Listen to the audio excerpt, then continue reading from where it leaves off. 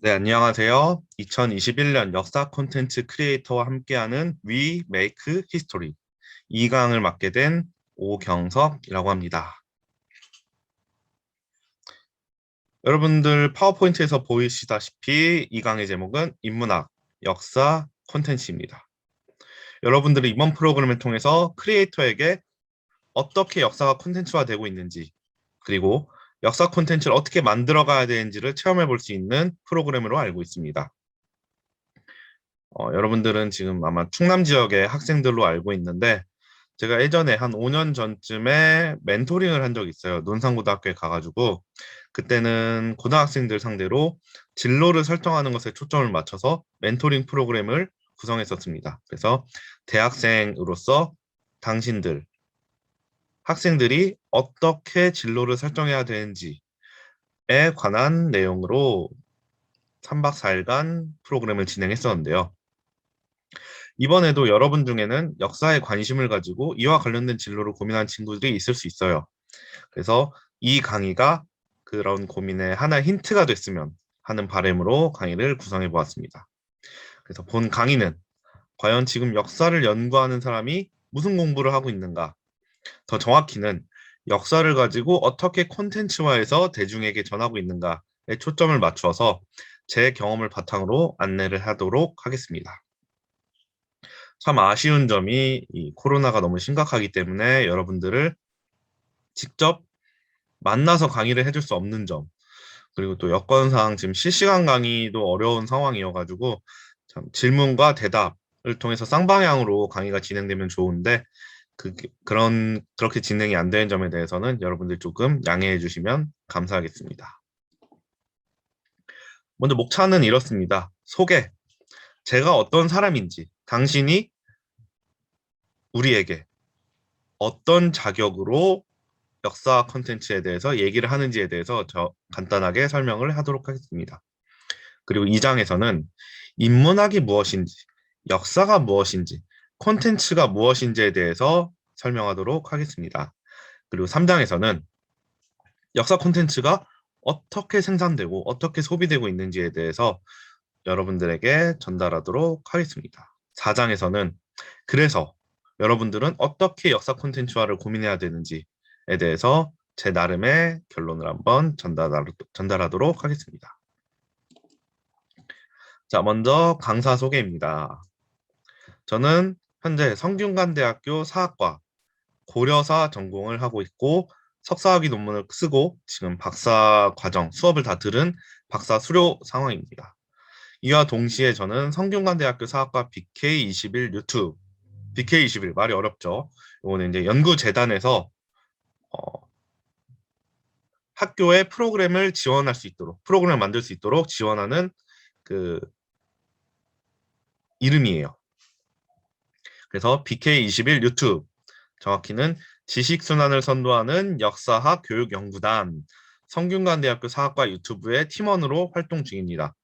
그래서 역사 데이터베이스에 대한 접근법이라든지 아니면 어떻게 활용하는지, 그리고 옛날에 있었던 사기 열전, 그리고 삼국사기 열전 등 같은 재미있는 역사 이야기, 그리고 한문 공부, 외국어 공부를 역사를 공부하려는 사람들은 어떻게 해야 되는지에 대해서 컨텐츠를 만들고 기획하고 진행을 하고 있습니다.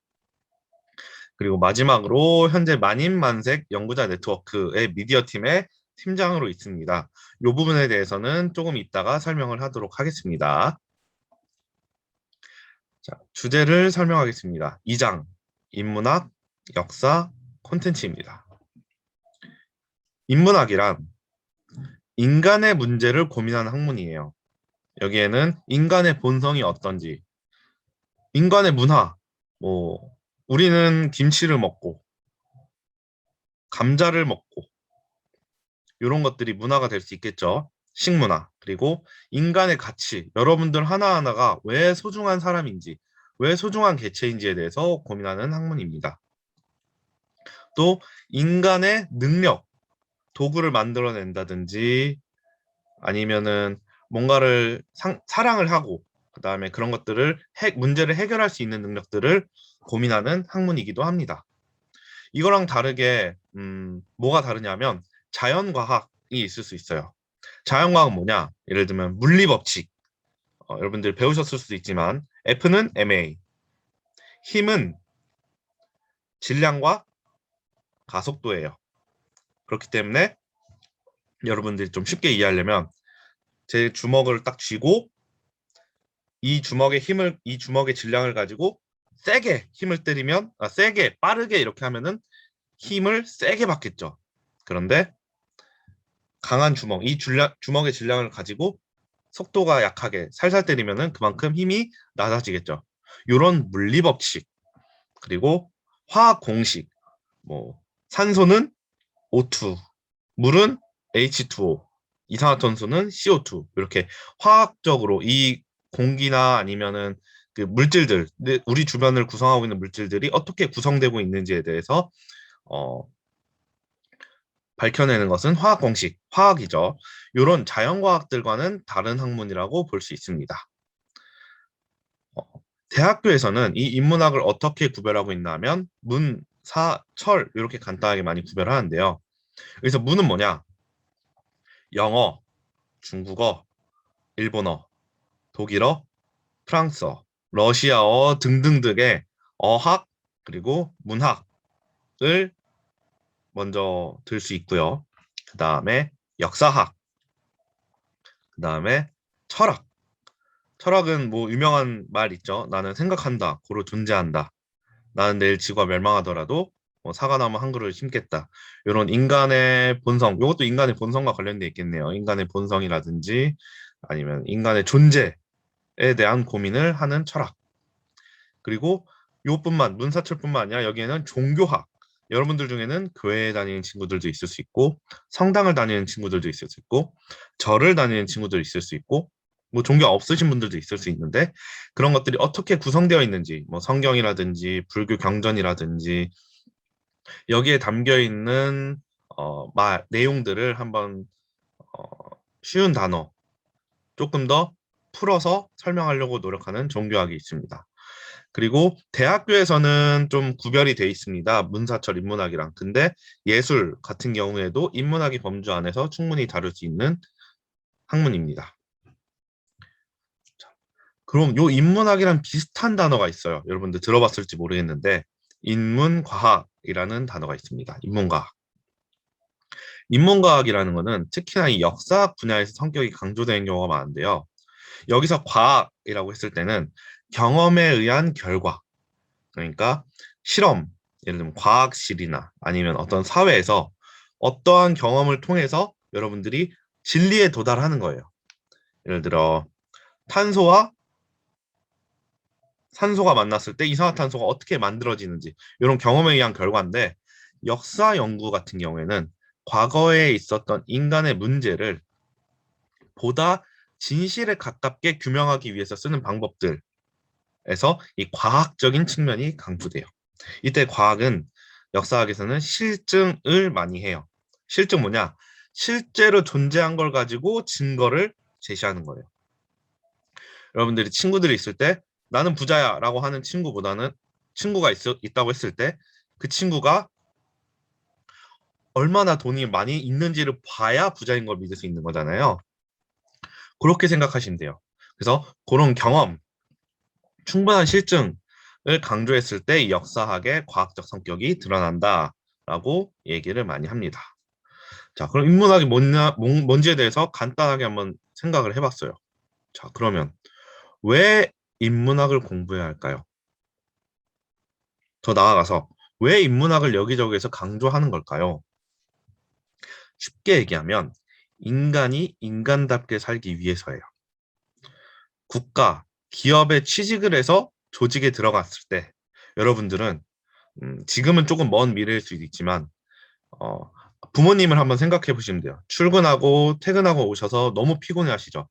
그렇게 되면은 내가 어떻게 살아가는지에 대해서 점점 까먹고 나는 회사의 부품, 돈을 버는 기계가 된다고 느껴지기가 쉬워요. 그랬을 때 어떤 현상이 벌어지냐면 매너리즘에 빠져요. 아, 너무 힘들다. 세상이 무력하다. 이랬을 때 인문학이 해결책이 하나가 될 수 있는 거예요. 매너리즘에 빠지지 않는. 평소에 인간의 삶에 대해서 고민을 해봤던 걸로.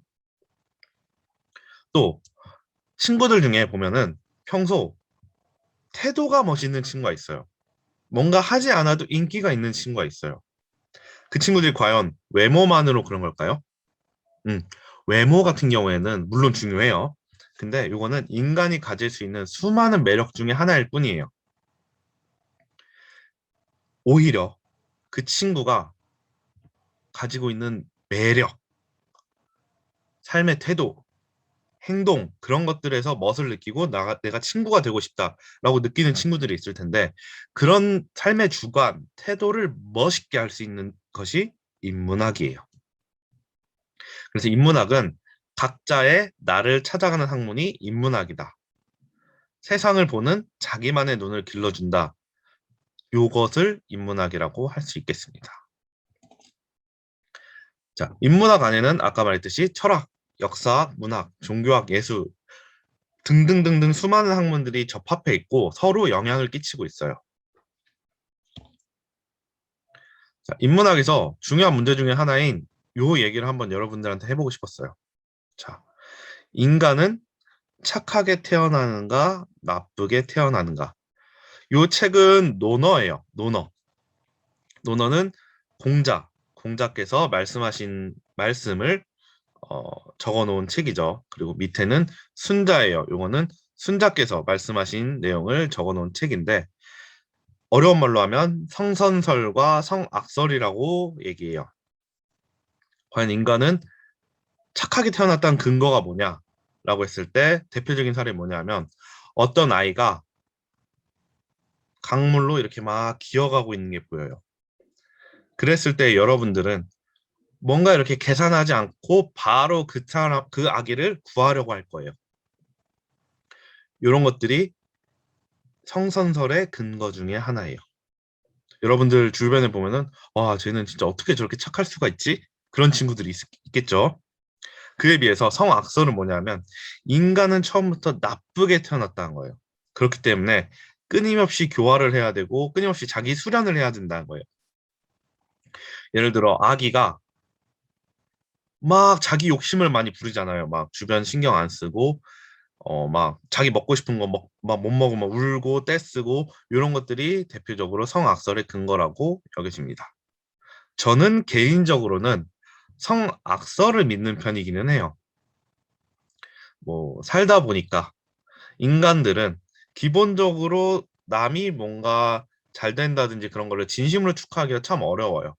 다만 제가 성악설을 믿는 이유는 인간이 나쁘기 때문에, 나빠서 그런 점에 초점을 맞춰서 믿는 게 아니라, 그렇기 때문에 우리가 조금 더 노력하고 조금 더 착하게 살기 위해서 신경 써야 된다는 점에 초점을 맞춰서 성악설을 믿는 편이기는 합니다. 여러분들도 한번 인간은 과연 착하게 태어났는가 나쁘게 태어났는가, 나는 과연 착한 사람인가 나쁜 사람인가, 나쁜 사람이 착한 척하는 게 과연 나쁜가? 보통 이제 어려운 말로 위선자라고 하는데요. 위선자라는 건 겉으로는 착한 척하면서 뒤로는 나쁜 짓을 해야 되는데, 뒤로 나쁜 짓은 혼자 생각만 하고 실제로 행동을 다 착하게 한다. 그럼 그 사람은 착한 사람일까요? 나쁜 사람일까요? 그 나쁜 생각을 행동으로 옮기지 않을 때, 이런 점을 한번 고민을 해봅시다. 이런 것들이 인문학의 하나 대표적인 사례예요. 그 다음 역사입니다. 자, 유명한 얘기예요. 역사란 과거와 현재의 끊임없는 대화다. E.H. 카가 얘기하는 건데, 여러분들 교과서에 제일 처음에 나오는 얘기예요. 이 역사에 대해서는 먼저 첫 번째, 과거에 있었던 사실 그 자체, 어제 내가 무엇을 했느냐, 그리고 100년 전에 어떤 사람이 무엇을 했느냐, 1000년 전에 어떤 사람들이 무엇을 했느냐, 이런 것들이 역사의 일환이죠. 역사의 과거라는 거예요. 요 과거를 현재로 전해주는 것이 기록이에요. 과거, 과거를 문자로 남긴 거예요. 정확히 얘기하면 과거에 있었던 일을 글, 문자로 남긴 거예요. 대표적으로 조선왕조실록이라든지 고려사라든지 우리가 접근할 수 있는 모든 역사책을 요 기록이라고 보면 되겠습니다. 그다음 마지막으로 해석이에요. 요 부분이 여러분들이 역사 연구를 하는 데에서 굉장히 중요한 부분 중에 하나예요. 왜냐? 여러분들이 어제 라면을 먹었어요. 그제도 라면을 먹었어요. 그제도 라면을 먹었어요. 그랬을 때 그 라면을 먹는 건 나한테 특별한 일이 아닐 거예요. 그런데 내일은 고기를 먹을 거예요. 그래서 고기를 먹었어. 그랬을 때 라면만 맨날 먹는 날에서 고기를 하루 먹는 날이 되면은 그건 특별한 일이 되죠. 그랬을 때 여러분들은 어떻게 하느냐? 그거를 일기장에 써놓는 거예요. 그래서 요 기록은, 요 해석은 요 일기장에 적힌 것들을 내가 뽑아서 보는 것들. 일기장을 새로 만든다고 봐도 상관없을 것 같아요. 이미 선택되어진 기록을 가지고 내가 요건 중요한 일이다라고 택해서 뽑아서 해석해야 돼요. 그런 측면에서의 역사도 있는 거예요.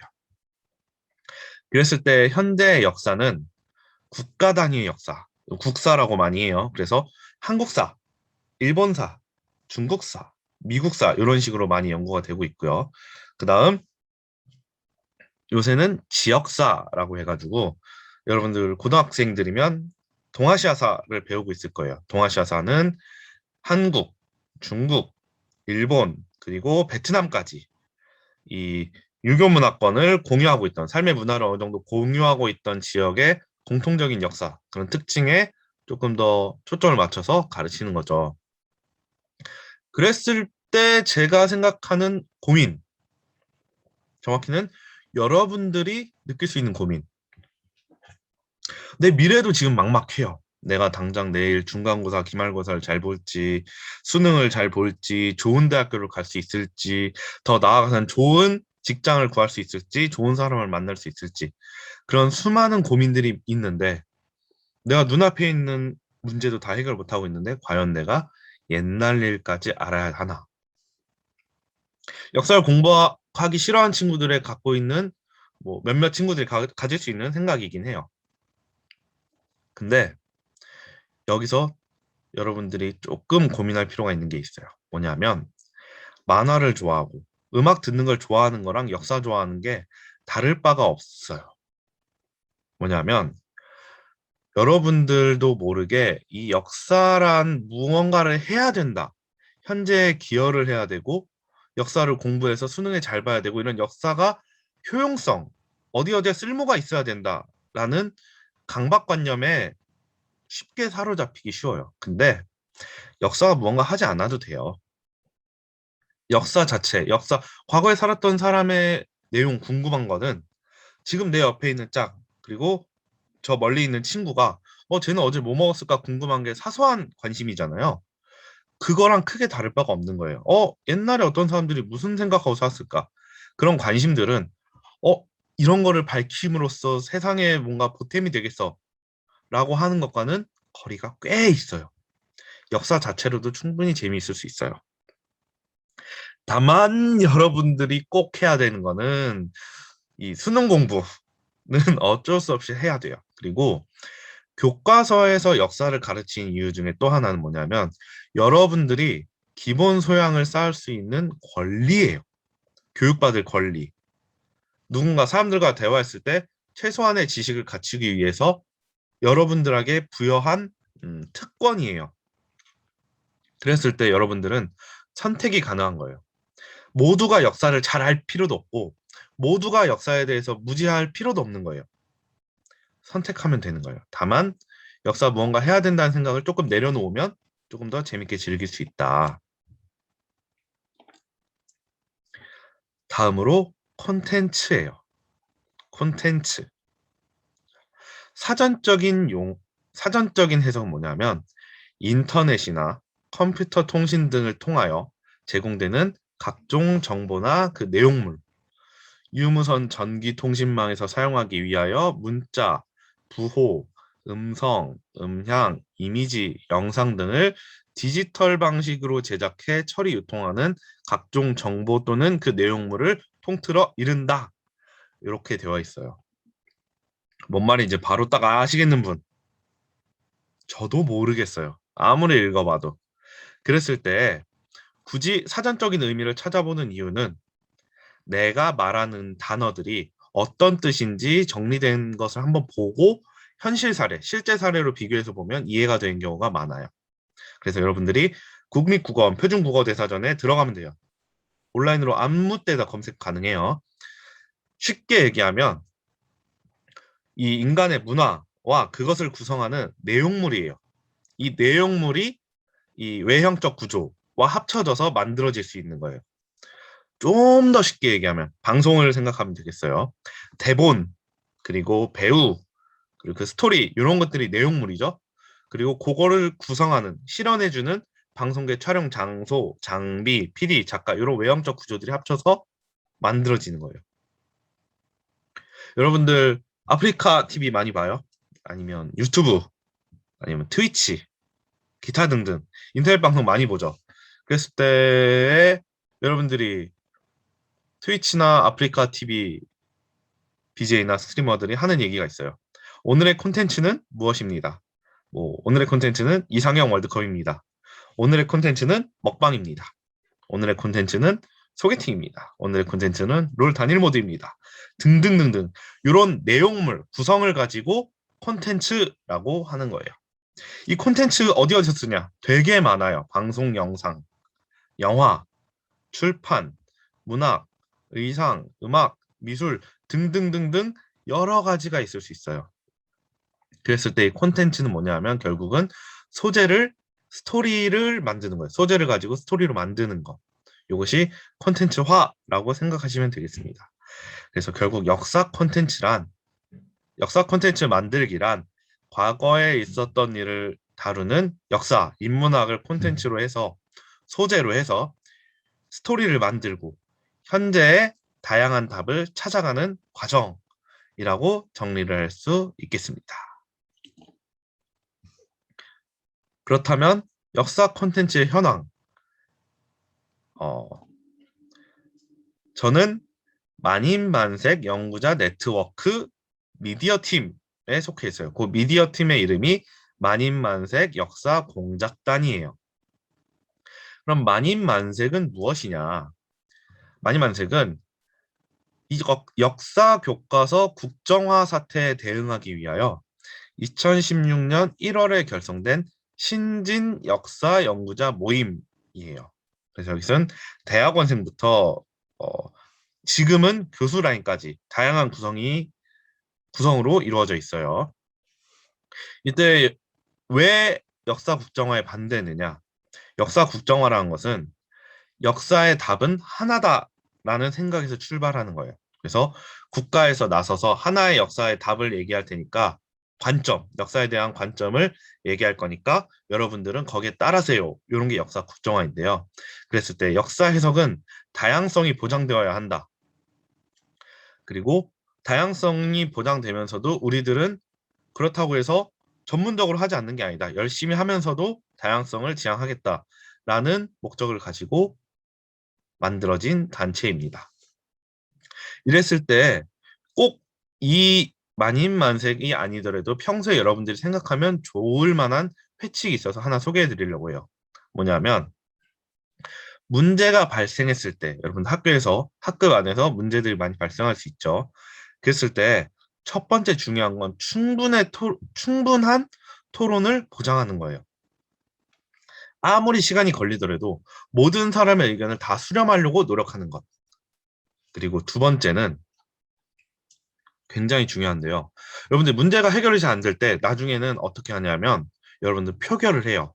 그래서 오늘 우리는 회식을 할 것인가 말 것인가 찬성 반대.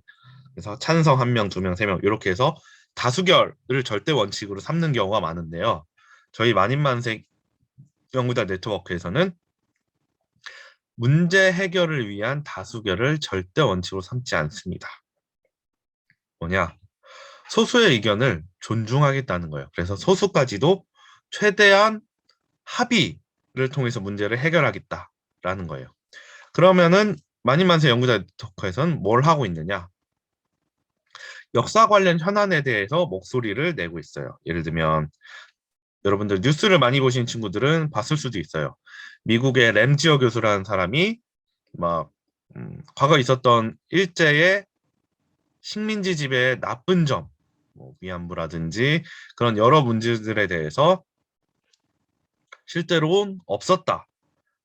한국이 뻥치는 거다. 이런 식으로 문제 제기를 했을 때 여기에 대한 규탄 성명 등을 발표하는 게 저희가 역할입니다. 또 역사학의 대중화에 힘쓰고 있어요. 여기가 중요한 부분이에요. 뭐냐면 역사 콘텐츠를 만들고 있다는 거예요. 자, 그랬을 때 만인만색 역사공작단은 미디어, 쉽게 얘기하면 이 역사 콘텐츠를 만드는 방식, 디지털 방식, 미디어 팀을 만들어서 어떻게 대중화를 하고 있느냐. 첫 번째, 팟캐스트예요. 자, 여러분들 팟캐스트가 뭔지 아시는 분 있을까요? 음, 저는 어릴 때 한 1990년대에서 2000년대 초 여러분들이 태어나거나 태어난 직전 그때쯤에는 라디오 방송을 듣는 유행이 있었어요. 뭐냐면 그때도 이미 뭐 인터넷 활용이나 컴퓨터나 그런 것들이 활성화돼 있었음에도 불구하고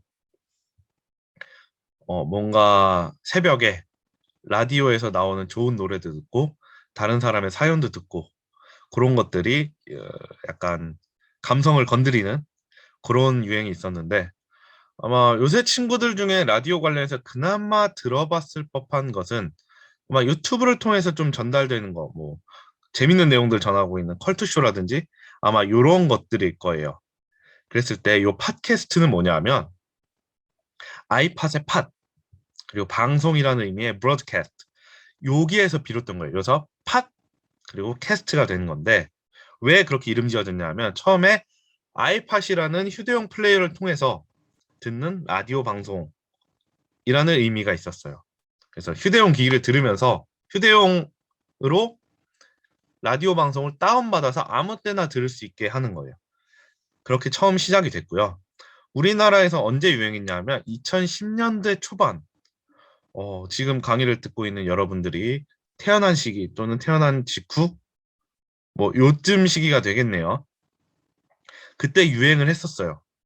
그러나 2010년대 중반, 2015년, 6년 요쯤이겠죠. 유튜브가 완전 유행을 하면서 이 팟캐스트의 유행이 조금 사그라들기는 했습니다. 자, 저희 만인만색 역사공작단 미디어 팀의 팟캐스트를 간단하게 설명해 드릴게요. 저희는 2021년 8월 18일 현재 393화의 에피소드를 진행하였어요. 웬만한 예능보다 더 오래 진행했죠. 주 1회 정도 방송했어요. 예전엔 2회 방송도 했지만 현재 구독자는 6천여 명이에요. 그랬을 때 여러분들한테 요청하고 싶은 건 만인만세 역사공작단을 구독해주세요 라고 하는 저의 간단한 홍보가 있죠.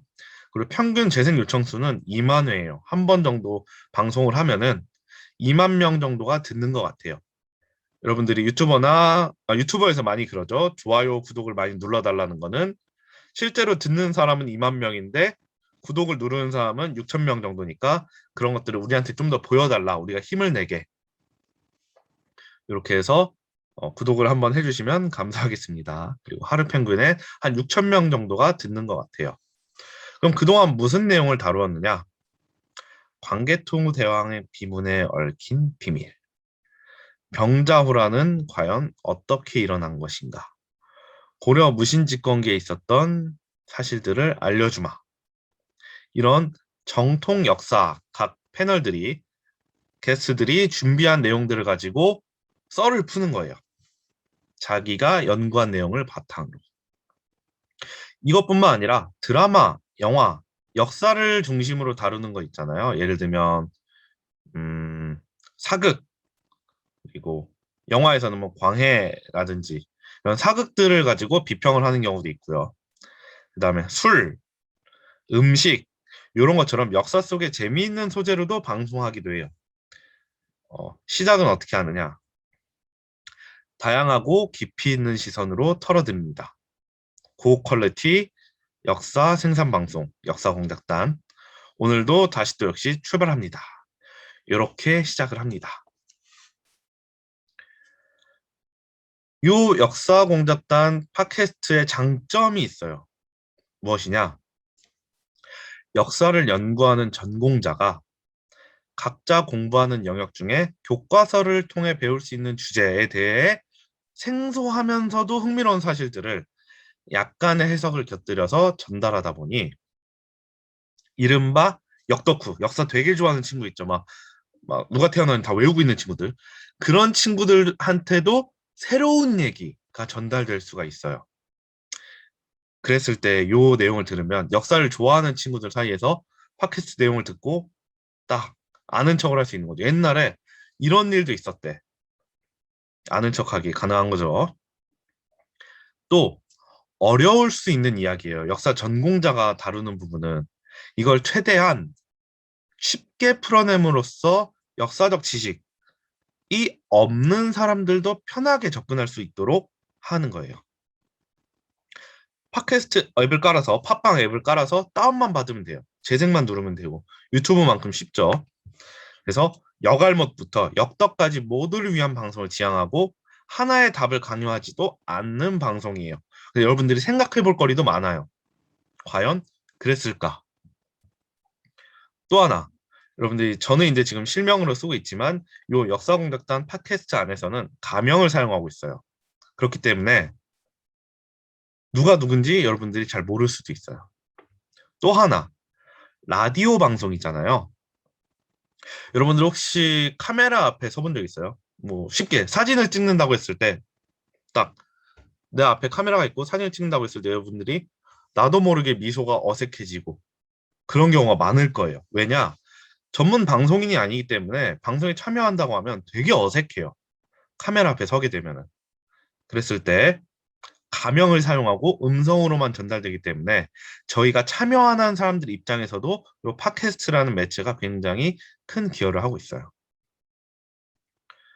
어, 유튜브의 경우 요 비교를 하자면 여러분들 유튜브 많이 볼 텐데 유튜버 같은 경우에는 영상 매체잖아요. 물론 ASMR이라든지 듣는 거 중심으로 만들어진 유튜브 콘텐츠도 많지만 어쨌건 영상 매체다 보니까 이 화면이 차지하는 비중이 굉장히 높아요. 그래서 화면을 꽉 계속 보고 있어야 되는데 라디오 방송이다 보니까 다른 일을 하면서 틀어놓고 그냥 편하게 들을 수 있는 거예요. 편하게 듣다가 이 내용은 재밌는데 이 내용은 찾아봐야 되겠는데 이렇게 할 수 있는 게 장점이에요.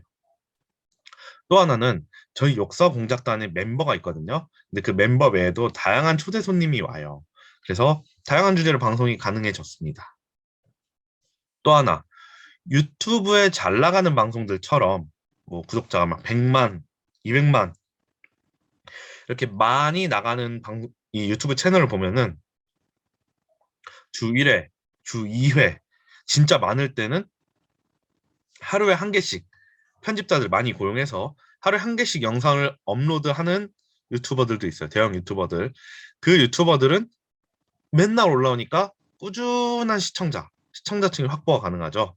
그랬을 때 저희도 이 팟캐스트라는 걸 통해서 주 1회 꾸준히 올리다 보니까 고정된 시청자층이 많이 확보된 것 같아요. 물론 여러분들도 그 중에 한 명이 되어줬으면 좋겠습니다. 그랬을 때 과연 그럼 장점만 있느냐? 단점도 있어요. 아까 얘기했듯이 저희는 최대한 쉽게 전달하려고 하는데 아무래도 역사 전공자다 보니까 조금 어렵게 설명하는 부분이 있을 수밖에 없어요. 그랬을 때 또 각각의 역사관, 그러니까 저희는 만인 만색이에요. 만 명의 사람이 만 가지 색을 내도 다 존중한다는 거예요.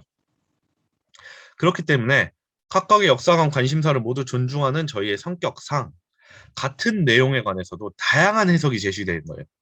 한 사건에 대해서도 나는 이런 관점이 중요하다 생각하는데 나는 이게 중요하다 생각하는데 이렇게 되니까 여러분들은 여러분 청취자가 되는데 청취자가 되었을 때는 그만큼 공부를 조금은 하셔야 돼요. 대신 이 공부는 당신이 무조건 해야 된다가 아니라 좀 더 재미있게 들으려면. 또 하나 단점은 뭐냐면 이 방송 진행 방식이 이 연구자들 간의 케미, 이제 출연자들 예능을 보면은 무한도전, 옛날에 무한도전이나 런닝맨 같은 경우에는 이 매회 멤버들이 거의 일정하고 거기에 게스트가 한두 명이 초대되는 거잖아요. 그랬을 때 저희는 한 4명에서 지금 코로나니까 4인 이상 집합이 안 되고 6명까지도 예전에 모여서 방송을 했었는데요. 매번 이게 사람들이 바뀌다 보니까 저희들끼리 이제 케미가 쌓이는 부분은 조금 약할 수가 있어요. 뭐 그 안에서도 성격이 톡 튀는 선생님들이 많긴 하지만 뭐 예능만큼 조금 능수능란하게 하기는 조금 어려운 부분이 있겠죠.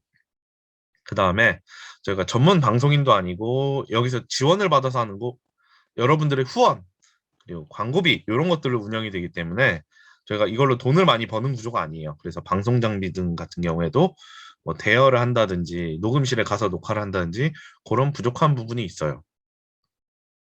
그랬을 때 그럼에도 불구하고 여러분들에게 어필하고 싶은 부분은 뭐냐면 그래도 여러분들과 내가 공부하는 것들을 쉽게 전달하기 위해서 노력하고 있다는 점을 여러분들이 아셨으면 좋겠어요. 그래서 여러분들은 팟빵에서 만인만색 역사공작단에 들어오시면은 여러분들이 394만화 되는 많은 내용들을 들을 수 있다는 점 다시 한번 홍보하겠습니다. 그러면 또 뭘 하느냐? 대중서를 발간해요. 대중들이 읽을 수 있는 책이에요. 그동안 만인만세 역사 연구자 네트워크에서는 세 권의 책이 발간됐어요. 첫 번째, 한뼘 한국사예요.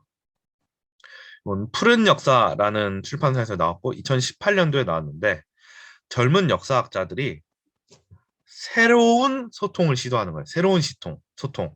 그래서 낮은 곳에 있는 존재들, 그러니까 이 낮은 곳이라는 건 지금을 얘기하는 게 아니라 과거에 노비라든지 조금 더 천대되었던 사람들에 대해 조선부터 현대까지 어떻게 살았는지 그 사람들에 대해서 얘기를 하는 거예요. 또 금기시된 근친혼, 근친혼이 뭐냐? 가까운 친척끼리 혼인을 하는 거예요. 예를 들면 여러분들의 사촌 형제, 심지어는 조금 더 과하게 얘기하면 이복 형제, 그러니까 어머니가 다른 형제들끼리도 결혼하는 그런 신라 시대의 근친혼에 대해서 다루고 있고요. 미신, 그리고 현대에 와서는 여장 남자에 대해서 어떻게 보는지, 어떻게 봤었는지에 대해서 다루었습니다. 또 국가의 경계에 있는 사람들, 예를 들면 세종대왕 시기에 사군육진 개척이라는 걸 하는데요. 요 함경도 지방으로 그랬을 때 그 사군육진에 있던 경계에 있던 사람들은 어떻게 존재했을까에 대해서 다루는 거예요. 여기서 조금 더 나아가게 되면은 지금은 이런 부분 조금 조심스럽긴 하지만 조선인 연변에 있는 조선인의 이야기까지도 다루는 책입니다. 두 번째로 발간한 책은 달콤살벌한 한중 관계사예요. 이건 서해문집이라는 곳에서 나왔는데요. 2020년도에 나왔어요. 이 내용은 때론 달콤하게, 때론 살벌하게 한국과 중국의 얽히고 설킨 이야기를 풀어내는 흥미로운 역사예요. 고대에서부터 고대 이 중국과 얼마나 많이 싸웠는지 싸우면서 어떻게 또 굴복하고 또 어떻게 다시 이겨내고 그런 관계들을 풀어내는 건데 공자님의 말씀이 어떻게 동아시아 이 한국의 영역까지 퍼지게 되었는가 그리고 중국에 건너간 유학생들은 어떻게 살았는가 고려와 중국의 줄다리기 고려는 어떻게 했냐면 송나라가 세지면은 송나라한테 붙고 거란이 세지면 거란한테 붙고 이렇게 왔다 갔다 줄다리기 하거든요. 그런 줄다리기 내용. 조선이 명나라는 어떻게 대했고 오랑캐는 어떻게 대했는지. 마지막으로 근현대 중국과 맺었던 혐오와 우의의 관계에 대해서 다룬 책입니다. 지금 같은 경우에는 이 중국과 일본 같은 경우에는 저희가 역사를 다루면서 지정학적으로 너무 가깝기 때문에 지리적으로 너무 가깝기 때문에 빼놓고 얘기하기 어렵죠. 그랬을 때 이 한중 관계사를 쭉 읽어보시면은 아 한국과 중국은 이런 관계를 맺어왔구나를 생각해 볼 수 있을 거예요. 마지막으로 만인만색 역사공작단이 서해문집에서 나왔고 2021년도에 나왔어요. 가장 신간이죠. 여기에는 저도 참여를 했었는데요. 관점을 바꾸어서 교과서 속의 이야기들을 뒤에 숨겨진 이야기를 전하는 거예요. 그랬을 때 여러분들이 이미 충분히 알고 있는 내용들도 있을 수 있어요. 그것들에 대해서 숨겨진 이야기들을 전달해 주니까 이때 이런 일이 있었을 수도 있구나라고 생각해 볼 수 있을 거예요. 또 하나 그동안 잘 알려지지 않았던 완전히 새로운 한국사의 내용을 전하는 부분도 있습니다. 그리고 마지막으로 이미 알려진 이야기들을 깊은 속사정을 알아보는 거예요. 요 세 가지 테마를 가지고 엄청 많은 거의 한 9명, 10명의 저자가 참여해서 두껍게 대신 이 이 에피소드 하나하나는 얇기 때문에 여러분들이 읽다가 지루하면 덮어도 되고 읽다가 지루하면 덮어도 되고 이런 식으로 다양하게 구성했으니까 나중에 한번 읽어보시면 좋을 거예요.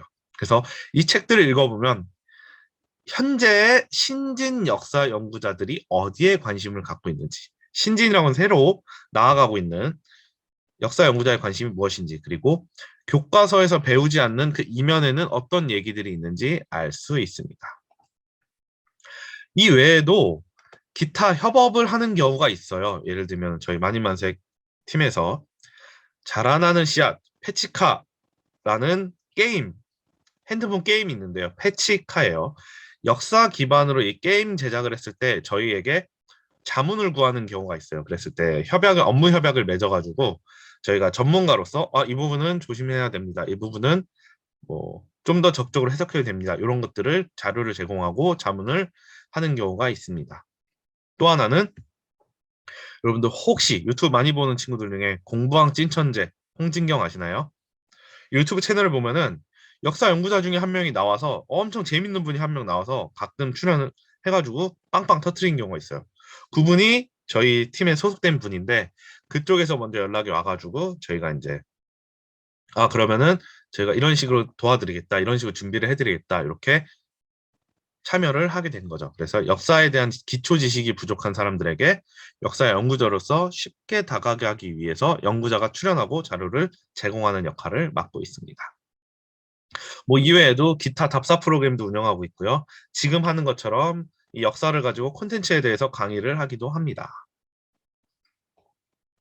자, 그러면 이제 여러분들이 생각해야 될 거, 이제 여러분들 역사 콘텐츠를 만들어야 되니까, 그러면 본인들이 역사에 대해서 어떻게 생각하고 있는지에 대해서 그동안 이번 강의에서 쭉 얘기했다면, 역사 콘텐츠 생산했을 때 여러분들에게 장애물이 될 수 있는 걸 제가 치워드리고 싶어요.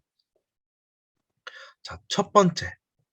한국과 일본의 스포츠 경기가 있어요. 최근에 올림픽이 있었죠. 그랬을 때 여러분들은 누구를 응원할 거예요? 너무 당연해요. 난 당연히 한국을 응원해야겠죠. 자, 두 번째. 중국에 의한 역사 왜곡에 대해 여러분들 어떻게 해야 돼요? 그랬을 때 이 국가정부에서는 동북아 역사재단이라는 것을 만들어서 중국에서 이런 왜곡을 하는 시도에 대해서 반박 자료를 준비하고 연구 논문들 쓰고 자료를 정리해서 대중에게 오픈하기도 해요. 자, 이런 내용만 딱 말만 들어도 여러분들 속에서는 막 뜨거운 것이 끓어오를 거예요. 일본은 이겨야지. 이번에 올림픽에서 여자 배구 이겼을 때, 와, 감동 막 끓어오르죠. 중국이 막 역사 왜곡을 해. 고구려는 우리 거다. 와, 저 나쁜 사람들 막 열이 받겠죠. 왜냐? 이 중국과 일본은 아까 말씀드렸다시피 우리 역사 속에서 이 우리나라 땅이 너무 좋은가 봐요. 그래가지고 수시로 공격을 해와. 그리고 식민지 지배로 해서 지금까지도 그 피해가 여파가 남아있는 경우도 많죠. 과연 이 역사 콘텐츠를 만들 때 이러한 문제를 과연 가볍게 다룰 수 있을까요? 대중들이 알기 쉽게 다룰 수 있을까요? 더 나아가 여러분들, 학생인 여러분들이 이 흥미를 위하여 가공해도 될까라는 질문이 들 거예요. 여기에 이런 점에 좀 유의하다 보면은 자칫 잘못하면 뭐에 빠지냐면 여러분들 국뽕이라는 단어를 들어보신 적 있어요? 손흥민이 골을 넣었어. 아, 손흥민이 골을 넣어서 내가 행복한 이유는 이 국위선양, 나라를 위해서 훌륭한 일을 했고 우리나라의 가치를 널리 퍼뜨렸기 때문에 우리나라는 더 위대한 나라가 될 거야. 그러니까 나도 뿌듯해라는 국뽕에 취하는 콘텐츠만 만들어지게 될 거예요. 그러다 보면은 어느 순간 실제 있었던 역사 콘텐츠, 역사를 가지고 콘텐츠화 시키는 게 아니라 우리가 보고 싶고 알고 싶었던 역사를 만들어내기 시작하는 거예요. 중국과 일본에서 이루어지고 있는 것이 그런 것 중에 하나예요. 일본은 독도가 자기네 땅이라고 만들어진 가상의 역사를 실제 역사로 생각하게 되는 거예요. 그래서 이 소재가 무거운 게 이 역사 콘텐츠를 가볍고 쉽게 만드는데 조금 어려운 장애물이 될 수 있어요. 두 번째는 역사 콘텐츠 자체가 재밌을까요? 삼국지 읽어보신 분 있어요? 삼국지 연의. 아니면 역사책을 진짜 재미있게 막 영화 보듯이 드라마 보듯이 재미있게 읽어보신 분 있어요? 아프리카 TV, 트위치, 유튜브를 통해서 여러분들이 쉽게 접근할 수 있고 재미있게 느끼는 부분 뭐가 있냐면 뭐 욕설이라든지 아니면 뭐 예상치 못한 몸개그, 댓글놀이, 채팅을 통해서 그런 빠른 속도의 웃음이 필요해요. 그랬을 때 이 역사는 이 스토리의 누적이 필요해요. 이 한 인물을 이해하고 그 사람이 살아온 시대를 이해하고 자라온 환경에 대해서도 다양한 이해가 필요하기 때문에 그만큼 접근이 어렵고 그만큼 흥미 유발이 조금 어려운 부분이 있어요. 물론 재밌는 내용도 많아요. 그런데 이 세종대왕을 마치 지금 여러분들이 있지, 에스파 이런 인기 가수를 좋아하는 것만큼 좋아하는 것은 쉽지 않을 것 같아요. 존경은 할 수 있지만 내가 막 좋아해서 그 사람이 뭐 했는지 막 다 찾아보고 싶다 이런 느낌이 아니라 우리나라를 위해서 얼마나 훌륭한 일을 하셨는지에 대해서만 여러분들이 탐구하게 될 거예요. 그러면 공부를 해야 되죠. 그러면 스트레스 받고 어려운 거예요. 여러분들 제가 쭉 나열한 건데요. 제가 다 아는 건 아니고 BJ 스트리머, 유튜버. 자, 질문 하나 해볼게요. 여러분들은 어떤 BJ, 어떤 스트리머, 어떤 유튜버 좋아하세요? 제가 지나치면서 봤던 뭐 유튜버라든지 스트리머라든지 BJ들을 쭉 나열해 본 거예요. 여러분들이 각자 한번 대답을 해볼 수 있겠죠? 여러분들은 어떤 게임 좋아하세요? 여러분들은 요 강의를 듣고 나서 어떤 게임을 하러 들어갈 건지. 스타? 너무 구시대 유물인가? 어머어스? 이미 한물 갔나? 불멸의 명작? 아직까지도 유행하는 카트라이더? 아니면 질병 게임인 롤? 리그 오브 레전드? 어떤 게임 좋아하세요? 만약에 실시간 강의였다면 여러분들의 한 명한테 물어보면 다 이것들을 쉽게 쉽게 얘기할 수 있을 거예요. 저는 이 사람 구독하고 있습니다. 이 사람 영상 봅니다. 이런 게임 하고 있습니다. 가수, 여러분들 어떤 가수 좋아하세요? 이것도 아쉽네요. 여러분들이 어떤 가수 좋아하는지 참 궁금한데 나는 방탄소년단 좋아합니다. 나는 에스파 좋아합니다. 난 있지 좋아합니다. 난 아스트로 좋아합니다. 이렇게 각자 자기만의 취향들이 있을 거예요. 그랬을 때 여러분들은 어떤 시대를 좋아하세요? 어떤 역사 연구자를 좋아하세요? 어떤 스타일의 역사 콘텐츠를 좋아하세요? 라고 했을 때는 여러분들이 난 신라 시대가 좋아, 고려 시대가 좋아 이런 친구는 거의 없을 거예요. 더 나가서 나는 고려 전기 분위기가 좋아, 나는 조선 전기의 분위기가 좋아, 이런 내용은 이런 대답을 할 수 있는 친구들은 거의 없을 거예요. 뭔가 역사를 공부하는 건 어렵고 막 건드리면 안 될 것 같고 그런 문제가 있는 거예요. 자, 그랬을 때 역사 콘텐츠를 어떻게 만들어야 할까? 위에 있었던 장애물들을 제거할 수 있는 쉬운 방법 중에 하나는 상상력이에요. 자, 역사는 과거에 있었던 실제 사실을 실증해서 실제로 증거를 가지고 얘기해야 된다고 아까 얘기해놓고 이제 와서 상상력을 더해도 된다. 뭔가 말이 앞뒤가 안 맞죠? 여기에서 이 상상력이라는 것은 막 있었던 역사를 막 왜곡하라고 하는 게 아니에요. 이 역사를 가지고 이 역사의 시대적 배경을 밝힌 다음에 그 역사를 소재로 충분히 많은 이야기들을 써도 되는 거예요. 예를 들면 세종대왕님이 아침에 뭐 먹었는지 점심에 뭐 먹었는지 저녁에 뭐 먹었는지 다 이렇게 기록이 남아 있을 수도 있지만 그때 뭐 했는지 다 모든 일들을 알 수는 없잖아요. 세종대왕님이 어떤 생각을 했을까?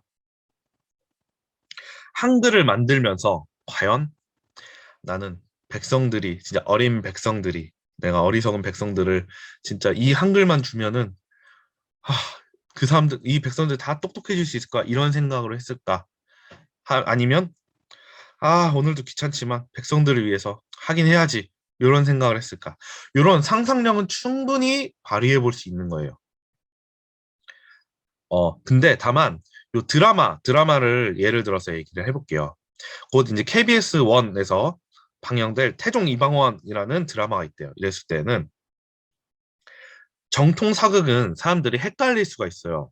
뭐냐면, 이건 실제 역사 고증을 충분히 해서 만들어낸 내용들이기 때문에, 이건 실제 사실이겠구나라고 생각하는 거 많은데, 실제로 어른들 물어보면, 여러분들 부모님께 살짝 여쭤보세요. 그러면은, 옛날에는 토요일 9시, 일요일 9시, 10시, 이렇게 되면은, KBS 원에서 하는 대하사극을 가족들이 모여서 같이 보고, 그 다음 개그 콘서트라는 프로그램을 보고, 이런 경우가 많았기 때문에 이 사극이 많이 만들어졌는데요. 그때 역사 드라마에서 다루었던 내용들을 사실로 생각하고 있는 분들이 많아요. 그렇기 때문에 정통 사극에서는 이 가공도 충분히 조심해야 돼요.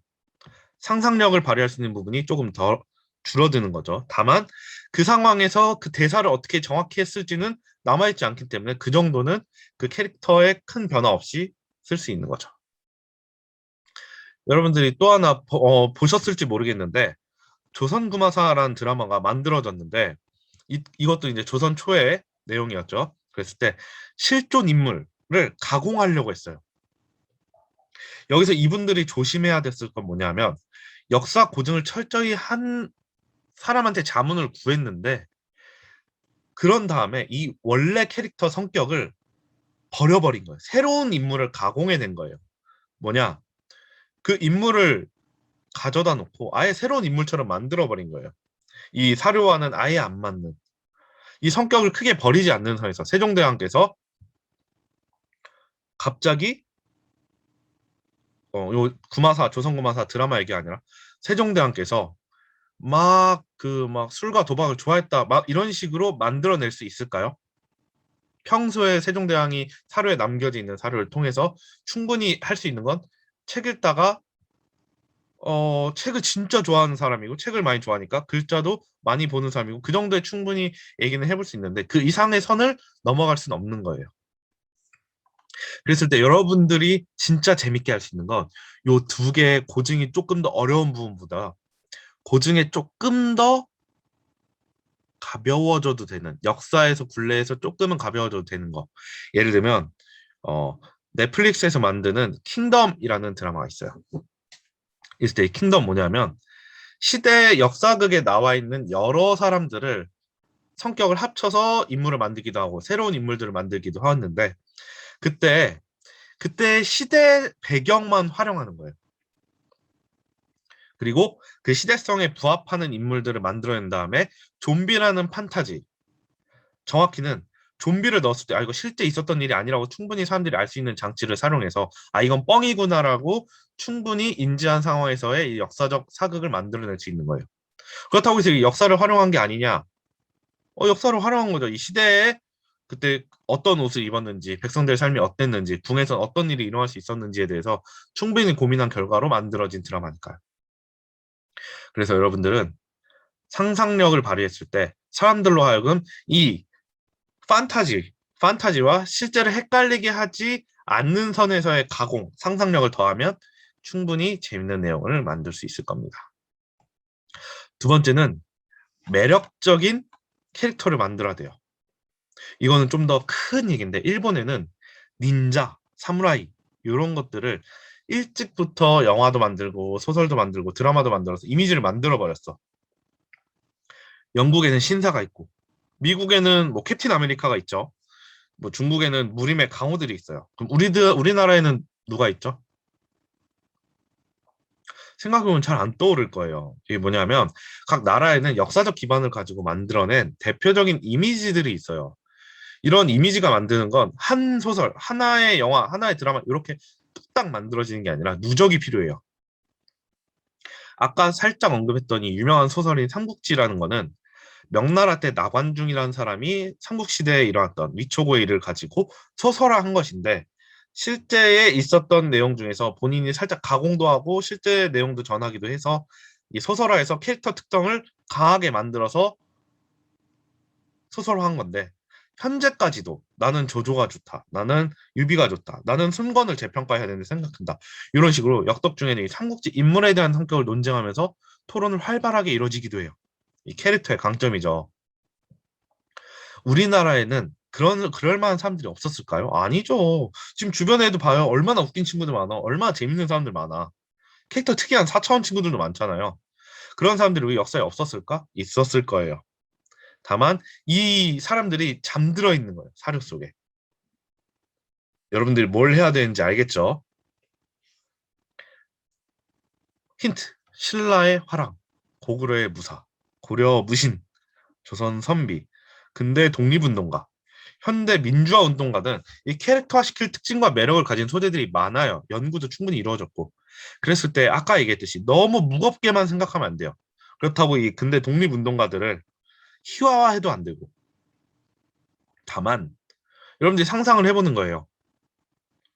독립운동가라는 하나의 캐릭터를 만들었을 때 이 사람들이 겪었던 고문, 형무소에서의 그런 아픔을 캐릭터화하는 거예요. 그러면 어떤 모습으로 우리가 각인될 수 있을까? 그래서 여러분들이 상상력을 발휘한 캐릭터를 활용했을 때 역사의 무거움에 짓눌리지 않는 상황에서의 이 새로운 세대, 여러분들 세대의 상상력이 필요하다고 할 수 있겠습니다. 그래서 결론입니다. 그래서 어쩌라는 거냐? 역사 콘텐츠 발전을 위해서 제가 생각하는 해결 방법은 두 가지 방향이 있을 거예요. 첫 번째, 저 같은 역사 연구자가 해야 될 것. 연구하는 사람들이 조금 더 가벼워져야 돼요. 제가 지금 오늘 한 강의나 팟캐스트, 유튜브 하는 것들이 그런 노력 중에 하나인데 조금 더 모든 사람들이 쉽게 들을 수 있도록 노력해야 돼요. 앞으로도 노력할 거고. 조금 더 과하게 얘기하면 여러분들이 제가 이제 이 실시간 아프리카 TV로 강의를 하고 있다 칩시다. 그러면 여러분들이 별풍선을 쏘면 제가 역사 지식을 알려주는 거예요. 그런 콘텐츠도 충분히 가능한. 그랬을 때 뭐 비슷한 경우도 있잖아요. 뭐 학원 선생님이 유튜브 중에 있을 거예요. 막 수학 가르치다가 후원을 받으면 막 브레이크 댄스 주고 막 리액션 하고 그런 것처럼 조금 더 역사 연구자들 스스로 내려놓고 조금 더 가벼워지려고 노력하고 있어요. 두 번째, 대중들이 역사에 대해서 여러분들이 좀 더 가볍게 생각해야 돼요. 자, 가볍게 생각하려면 첫 번째 먼저 공부부터 해야 돼요. 공부를 한 다음에 그 다음에 그런 기반을 가지고 그 선을 왜곡하지 않는 선에서 상상력을 가미해도 되는 거예요. 단 여기서 진짜 중요한 거 상상력이든 아니면 자기의 해석이든 내가 역사적 사실을 밝혔다. 이게 진짜다. 라는 등의 너희들은 가짜 역사고 내가 상상한 역사가 진짜 역사다. 라고 자기 과시를 한다든지 아니면 국뽕에 취하고 싶어서 그런 목적을 가지고 역사에 남아있는 사료를 왜곡해서는 안 됩니다. 그런 후에 사료가 많이 없는 사람들의 빈 공간을 여러분의 상상력으로 충분히 채워도 된다고 할 거예요. 누가 허락했다고 얘기할 수 없지만 누구나 그래도 된다고 허락할 수 있을 거예요.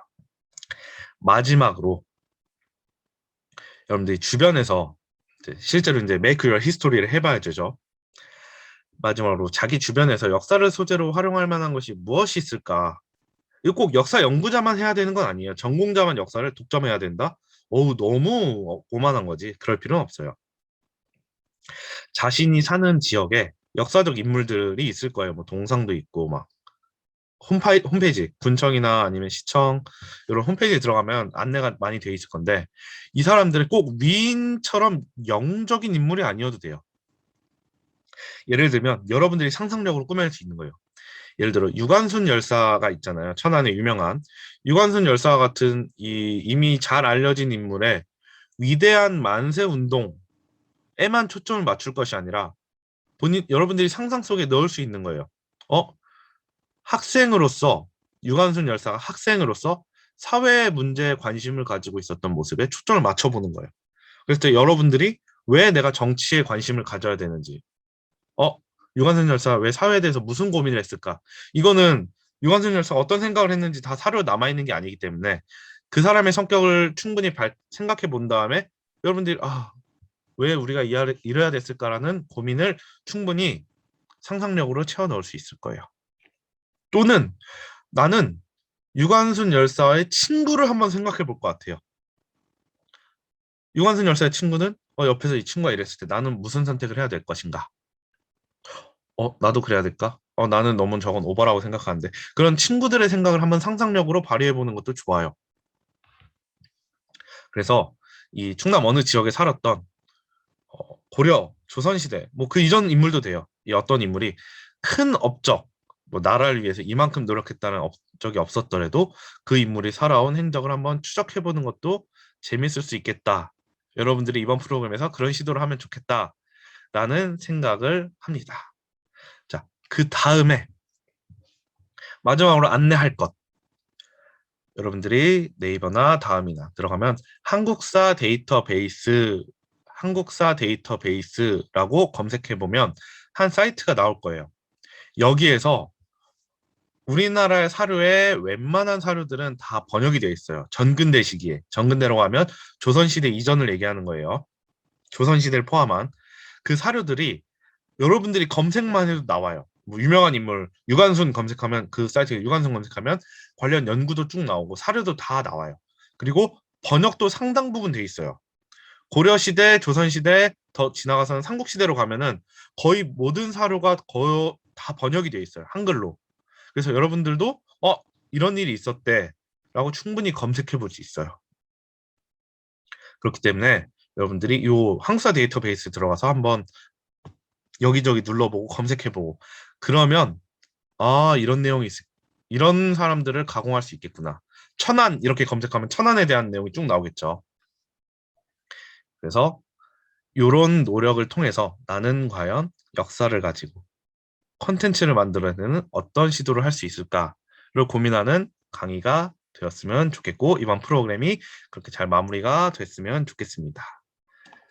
마지막으로 여러분들과 이제 21일에 보게 될 텐데 그때 강의에서 모자란 부분이나 그런 부분, 뭐 궁금했던 부분을 갖고 오시면 제가 친절하게 답변해 드릴 테니까 그때 볼 거를 약속하면서 강의를 마치겠습니다. 감사합니다.